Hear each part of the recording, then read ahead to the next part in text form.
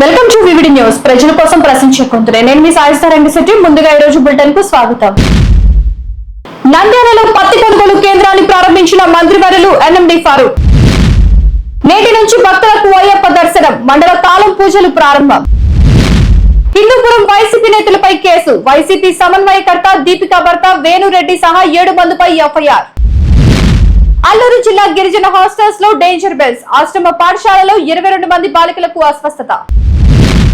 నంద్యాల జిల్లా వైద్య ఆరోగ్య శాఖ ఆధ్వర్యంలో జాతీయ కుష్టి వ్యాధి నిర్మూలన కార్యక్రమం.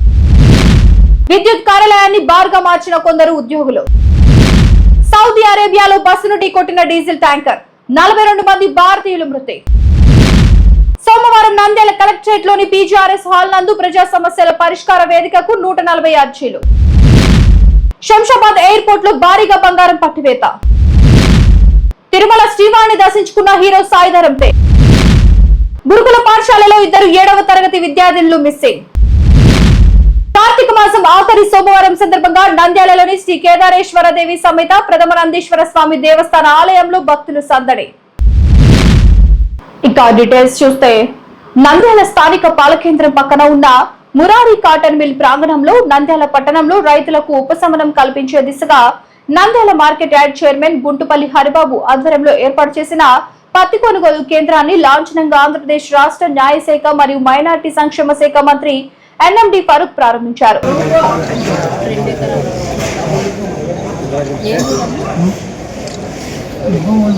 ఈరోజు నంద్యాలలో మన ప్రీతమ మంత్రివర్యులైన ఫరూక్ సార్ గారు సిసిఐ కేంద్రం వారు ఏర్పాటు చేసిన పత్తి కొనుగోలు కేంద్రాన్ని ప్రారంభించడం జరిగింది. ఈ అవకాశాన్ని నంద్యాల జిల్లా, కర్నూలు జిల్లాకు సంబంధించిన ఉమ్మడి జిల్లా రైతులందరూ ఉపయోగించుకొని దళాల మాట ఇన్ని మోసపోకుండా మద్దతు ధర కోసం ఈ మురారి కాటన్ మిల్ నందు సిసిఐ వారు ఏర్పరిచిన ఈ కొనుగోలు కేంద్రాన్ని ఏర్పాటు చేసుకొని మద్దతు ధర పొందవలసిందిగా కోరుకుంటున్నాము.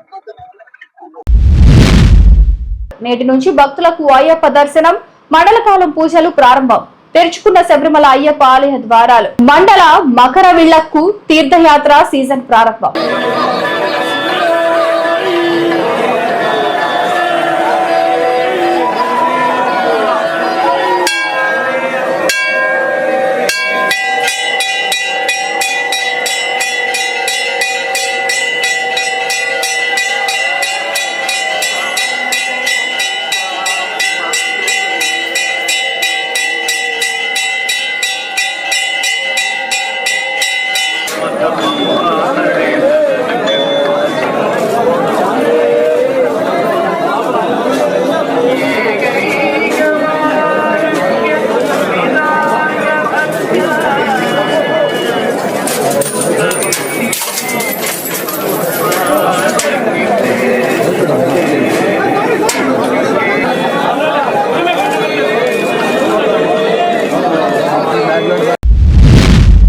హిందూపురం వైసీపీ నేతలపై కేసు, వైసీపీ సమన్వయకర్త దీపికా భర్త వేణురెడ్డి సహా 7 మందిపై ఎఫ్ఐఆర్. ఎస్సీ ఎస్టీ అట్రాసిటీ కేసులు నమోదు చేసిన పోలీసులు.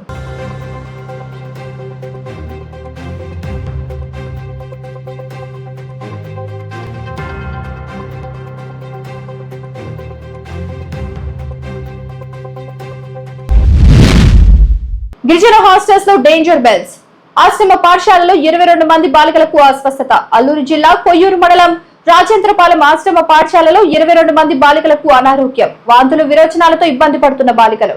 పిహెచ్సిలో చికిత్స, ఒకే బెడ్ పై 3కి చికిత్స, ఇద్దరి పరిస్థితి ఆందోళనకరం. కేజీహెచ్ కు తరలింపు.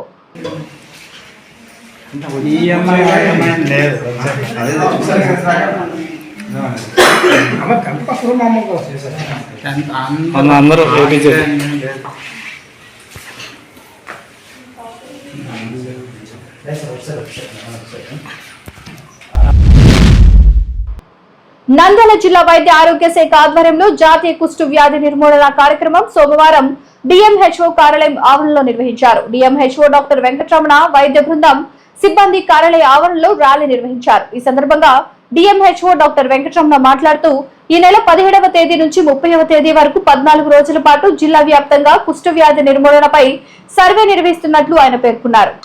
నంద్యాల జిల్లా ప్రజలందరికీ నా యొక్క నమస్కారాలు. ముఖ్యంగా మన గౌరవ కలెక్టర్ మేడం గారి యొక్క ఆదేశాల మేరకు జిల్లా వ్యాప్తంగా ఈ రోజు నుంచి 30 వరకు అంటే ఫోర్త్ నైట్ 15 days ప్రోగ్రామ్ ఇది. అంటే లెప్రసీ కేసెస్ ఏమైనా ఇంకా గ్రామాలలో ప్రజలలో ఉందా, ఈ వ్యాధి అనేది నిర్ధారించడానికి ఒక సర్వే ఏర్పాటు చేస్తాం ప్రతి సంవత్సరం. ఇది దాదాపు 3వ సారి సర్వే చేయడం. సో గతంలో ఒక సర్వే చేశాము. అప్పుడు కొన్ని కేసులు దాదాపుగా ఒకసారి 35 కేసులు, ఒకసారి 28, దాదాపు 85 కేసులు దాకా రిపోర్ట్ అయ్యాయి. సో మనం ఏం చేస్తాం, ఖచ్చితంగా ఆ కుష్ఠవ్యాధి నిర్మూలన కార్యక్రమంలో భాగంగా ఖచ్చితంగా మనము ఈ వ్యాధిని నిర్మించాలి కాబట్టి ప్రజలలో అవగాహన కల్పిస్తూ ఇంటింటికి వెళ్ళి ఆశా ఎన్నో కార్యకర్తలు ఇంటింటికి వెళ్ళి పరీక్ష చేసి ప్రతి ఒక్కరికి, ఆడవారికి మగవారికి వాలంటీర్ ద్వారా, ఆశాల ద్వారా పరీక్ష చేసి ఈ కార్యక్రమాన్ని విజయవంతం చేయడానికి వైద్య ఆరోగ్య తరఫున, అలాగే లెప్రసీ ఎయిడ్స్ కంట్రోల్ డిపార్ట్మెంట్ శాఖ ద్వారా ఈ కార్యక్రమం నిర్వహిస్తున్నాము. ఇందులో అందరికీ నమస్కారం అండి. నంద్యాల జిల్లా ప్రజలందరికీ ఈరోజు కలెక్టర్ గారి ఆదేశాల మేరకు, అలాగే మన స్టేట్ నుంచి లెప్రసీ కంట్రోల్ ఆఫీస్ నుంచి ఆదేశాల మేరకు ఈ 17వ తారీఖు నుంచి 30వ తారీఖు వరకు 14 రోజుల పాటు లెప్రసీ మీద సర్వే జరుగుతుంది. జిల్లా మొత్తం సర్వే జరుగుతుంది. దాంట్లో ఒక ఆశా, ఒక మేల్ వాలంటీర్ టీమ్ గా ఫామ్ అయ్యి మొత్తం 1610 టీమ్స్ ఫామ్ అయ్యి వాళ్ళకు ఉన్నటువంటి ప్రజలందరినీ ఇంటింటా సర్వే చేసి ప్రతి ఒక్కరిని ఎగ్జామిన్ చేసి దాంట్లో ఏమన్నా దాగి ఉన్న కుష్టి వ్యాధికి లక్షణాలు ఉన్న వాళ్ళని అందరినీ ఐడెంటిఫై చేసి అది మెడికల్ ఆఫీసర్స్ చేత కన్ఫర్మ్ చేసి ఆ కేసులకి మనం చికిత్స ఇవ్వడం జరుగుతుంది. విద్యుత్ కార్యాలయాన్ని బారుగా మార్చిన కొందరు ఉద్యోగులు. జగిత్యాల జిల్లా కేంద్రంలోని NPDCL ఆఫీస్ లో సిబ్బంది మందు పార్టీ. ఆఫీస్ టైమింగ్స్ అయిపోగానే బంద్ పార్టీ చేసుకుంటూ కెమెరాలకు చిక్కిన అసిస్టెంట్ లైన్మెన్స్ ప్రభాకర్, బాలకృష్ణ, రాజశేఖర్.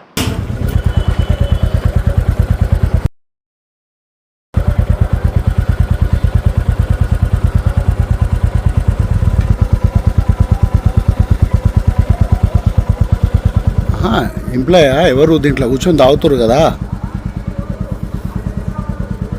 ఎవరు మీరు? మీ పేరేంది?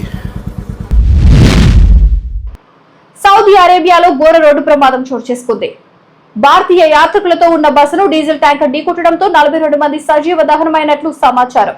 మృతుల్లో ఎక్కువ మంది హైదరాబాద్ వాసులు ఉన్నట్టు తెలుస్తోంది. మక్కా నుండి మదీనా వెళ్తుండగా ఈ ప్రమాదం చోటు చేసుకున్నట్లు సమాచారం.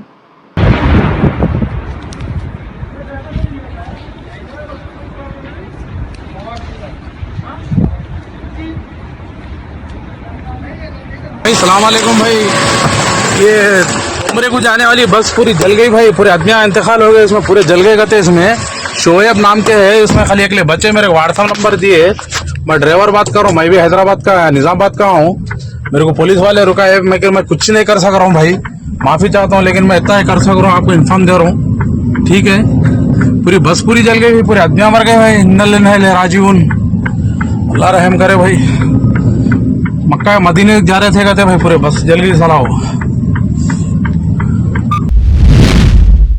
నంద్యాల కలెక్టరేట్ లోని PGRS హాలులో సోమవారం నిర్వహించిన ప్రజా సమస్యల పరిష్కార వేదిక కార్యక్రమంలో ప్రజల నుంచి అర్జీలను స్వీకరిస్తున్న జిల్లా కలెక్టర్ రాజ్ కుమార్ గనియా గారు.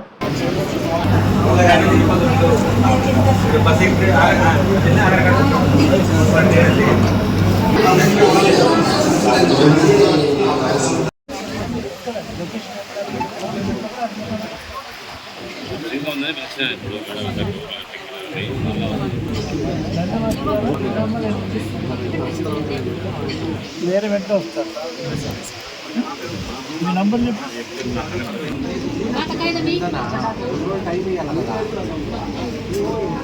రాసింటారు కదా.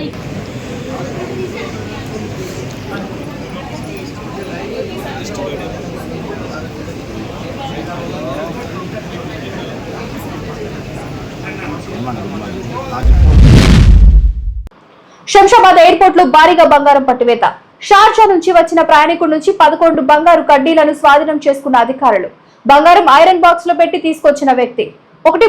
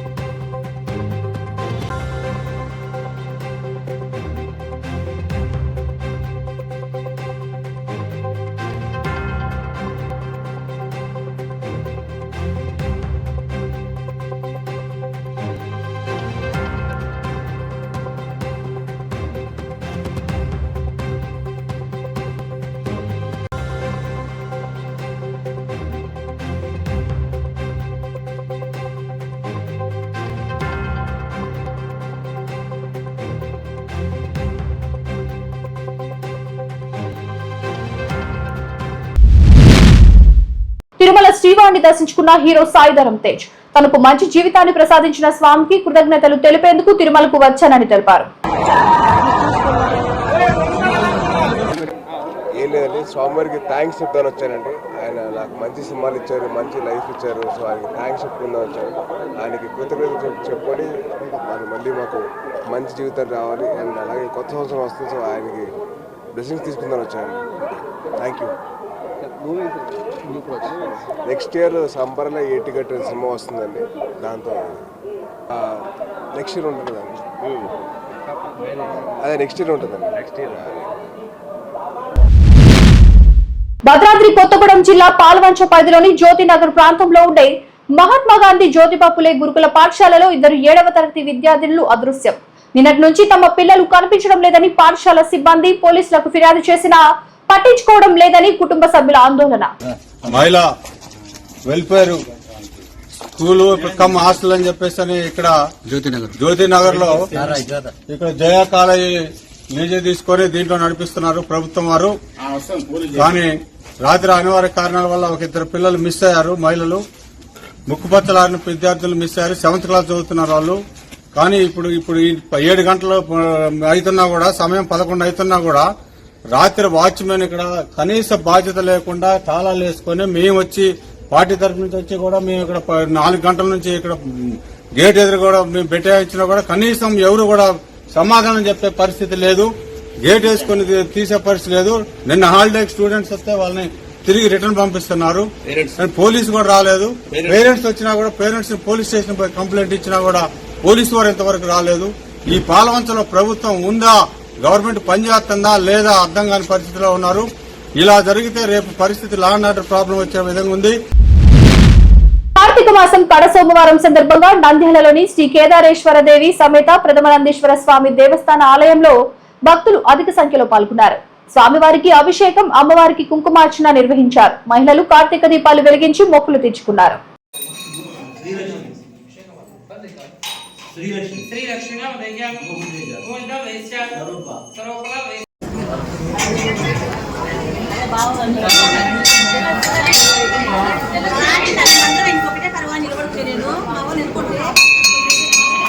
ఈ కేదారేశ్వరి సమేత ప్రథమనందీశ్వర స్వామి దేవస్థానం నంద్యాల నవనందుల్లో మొట్టమొదటి నంది.